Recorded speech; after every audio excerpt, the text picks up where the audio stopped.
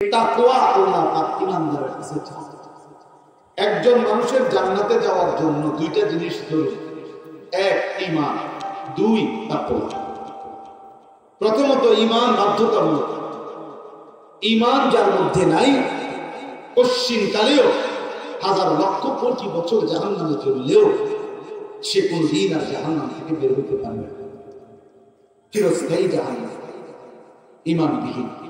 এজন্য এই কায়নাতে এক মানুষের জীবনের সর্বশ্রেষ্ঠ সম্পত্তি ঈমান। কি বলে? ঈমান। কালেমা লা ইলাহা ইল্লাল্লাহ মুহাম্মাদুর রাসূলুল্লাহ সাল্লাল্লাহু আলাইহি ওয়াসাল্লাম।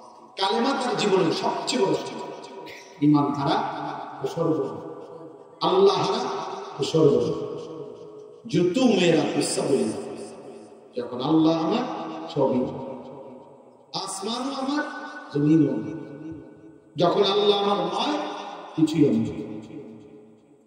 আমার শাইখ আল্লামা মুফতি মুশতাকুল সাহেব বলেন, আল্লাহকে না পেয়ে কেউ যদি গোটা দুনিয়া হাজার বারো পায়, কিছুই পায় না।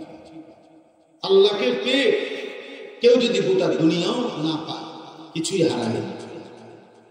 আল্লাহকে পেলে কোনো কিছু না পেলেও কিছুই হারায় না। দোস্ত, আমার ঈমান বড় সমস্যা।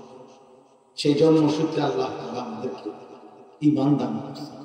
অনেক বড় ইহসান, মানে অনেক বড় দয়া।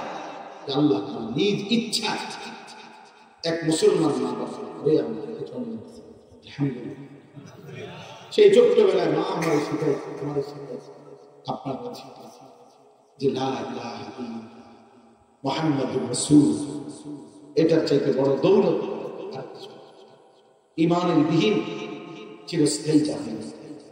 ইন্নাল মুজরিমিনা ফি আযাবি জাহান্নাম খালিদুন। আল্লাহ বলেন, নাফরমান জাহান্নামের আযাবে থাকবে চিরস্থায়ী। লা ইউফাত্তারু আনহুম, এক সেকেন্ডের জন্য বিরতি মিলবে। ওহুম ফীহি মুবলিসুন, আর চিরদিন জাহান্নামে সে বিমর্ষ, মলিন হয়ে পড়ে থাকবে। কোনদিন মুখে একটু হাসিও ফুটবে না।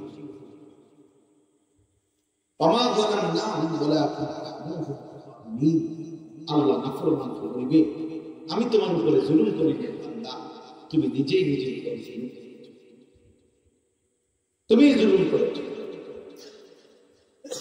এজন্য কোরআন কারীমে আল্লাহ তাআলা বলেছেন, চিরস্থায়ী জাহান্নাম ঈমান। এক মুসলমানের জন্য উচিত নিজের ঈমানের হেফাজত করা। আমার ঈমানের মধ্যে যেন কুফরি না, আমার ঈমানের মধ্যে যেন শিরিক না, আমার ঈমানের মধ্যে যেন নিফাক না, মুনাফিক। তিন জিনিস ঈমানকে ক্ষতি করে, এক কুফর, দুই শিরিক, তিন নিফাক, দ্বিমুখী। কোরআন শরীফে আছে দোস্ত, প্রিয় ভাই, কোরআন কারীমের সূরা বাকারা শুরুতেই আছে, ওয়ামিনান নাসি মান ইয়াকুলু আমান্না বিল্লাহি ওয়া বিল ইয়াউমিল আখির ওয়া মা হুম বিমুমিনিন। বড় সাংঘাতিক কথা। আল্লাহ বলছে, বহু মানুষ এমন আছে যারা জবানে বলে পরিষ্কার যে আমি আল্লাহকে মানব, আখিরাতকে মানলাম। আল্লাহ বলে, আমি আল্লাহ বলি, ওয়া মা হুম বিমুমিনিন, এরা মুমিন নয়। তাফসীরের মধ্যে আছে এরা মুনাফিক। তাহলে শুধু জবানের স্বীকৃতি, তোমার আমার শুধু পরিচয় আমি মুসলমান, এটা বললেই আমি মুসলিম হয়ে গেলাম, না বলছি। আমার কর্মের মাধ্যমে, জিন্দেগীর মাধ্যমে খোদার কসম প্রমাণ করতে হবে আমি মুমিন, আমি মুমিন।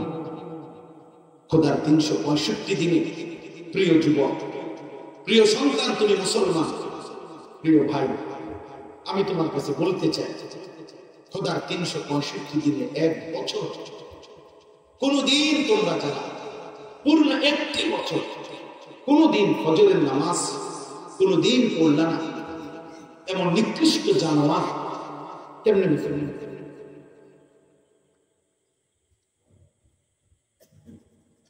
এমন জানোয়ার মুসলমান?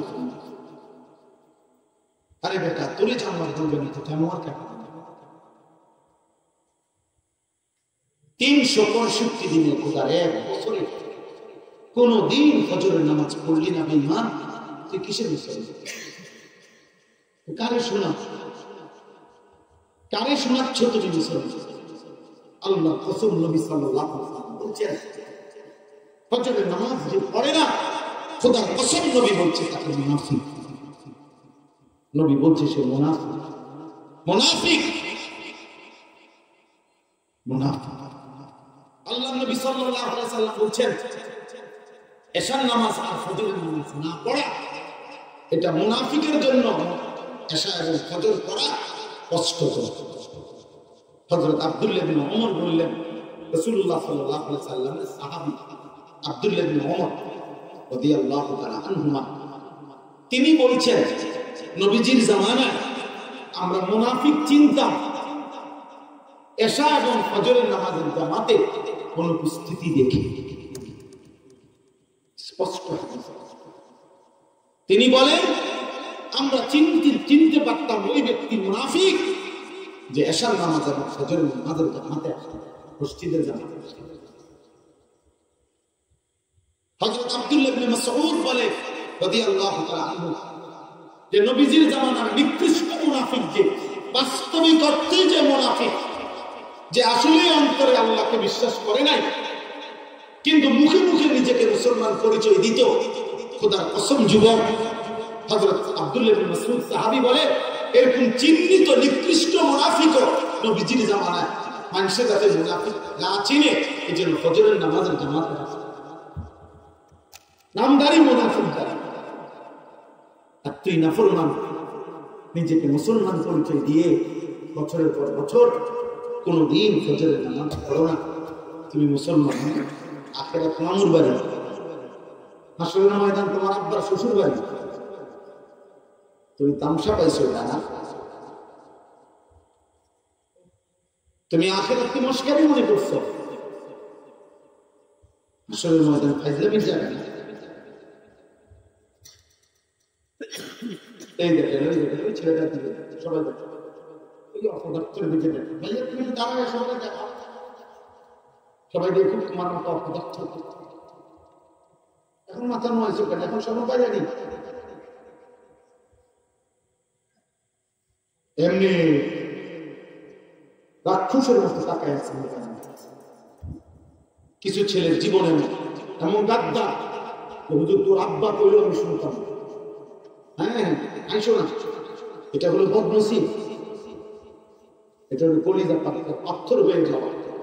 কোন কথাই আমি শুনবো, আমি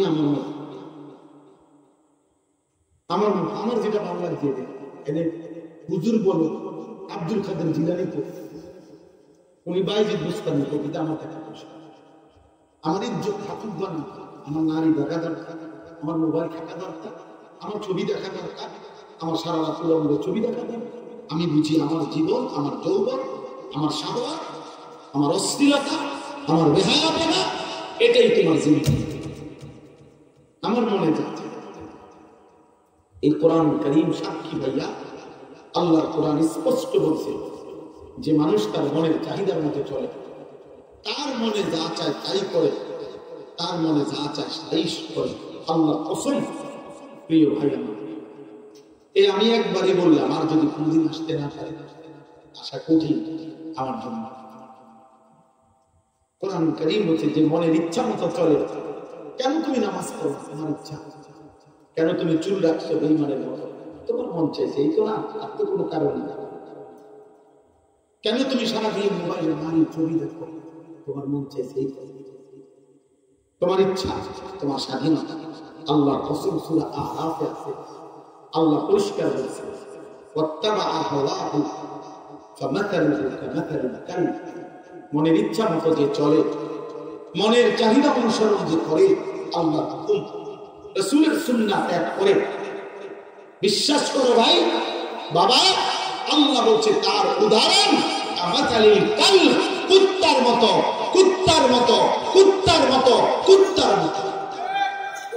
ওই জিন্দেগি কুত্তার জিন্দেগি, যে জিন্দেগি রবের সিদ্ধান্তের ব্যতিক্রম। এই জীবন কুত্তার জীবন। এজন্য বেনামাজি সন্তান মনে রাখিস, তোর জিন্দেগি কুত্তার জিন্দেগি, তোর জীবন কুত্তার জীবন। কুত্তার লগে একটা সেলফি দেয়া ছবি দিছে একসাথে যে দেখ আমরা 2 জানুয়ারিকে কান্না। মানুষ কমেন্টস করবে হ্যাঁ 2 জানুয়ারিকে একরকমই লাগে, ওই জানুয়ারিও সেজদা দেয় না মানুষ রূপী, এই জানুয়ারিও সেজদা 2 জানুয়ারি কোরআন বলছে। এর থেকে জঘন্য কথা বলছে কামাসালি কাল অত্যন্ত এর চাইতে পরিষ্কার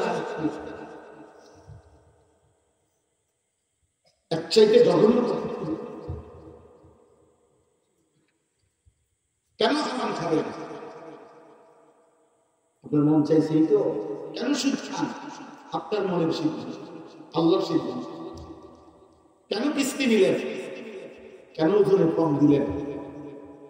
মনে রাখেন সব প্রত্যেকটা পাপ আমি কিংবা আপনি যেই করি এটা মনের চাহিদার অংশ, আর তখনই এটা জানোয়ার। আল্লাহ আমাদেরকে মাফ করে দেন। এজন্য প্রিয় নওজোয়ান, নিজের পরিচয় ঠিক করতে, কমপক্ষে তোমার তুমি চেনো প্রিয় ভাই, তোমার কমপক্ষে তিনি চেনো। এই পৃথিবীর যদি কোনো উপকার করতে নাও পারো, এই সমাজের কোন উপকার যদি তোমার দ্বারা নাও হয়, কমপক্ষে নিজের ভালো থেকে নিজের ভালো করতে, নিজের এইভাবে নিজের হাতে জাহান্নামের আগুনে ফেলে দিবে। এত বড় বোকামি কেউ করে না। নিজেকে নিজে কেউ আগুনে ফেলে দেয়, নিজেকে নিজে কেউ সাপের মুখে তুলে দেয় না, নিজেকে নিজে কেউ ধ্বংসের গর্তে ফেলে দেয় না।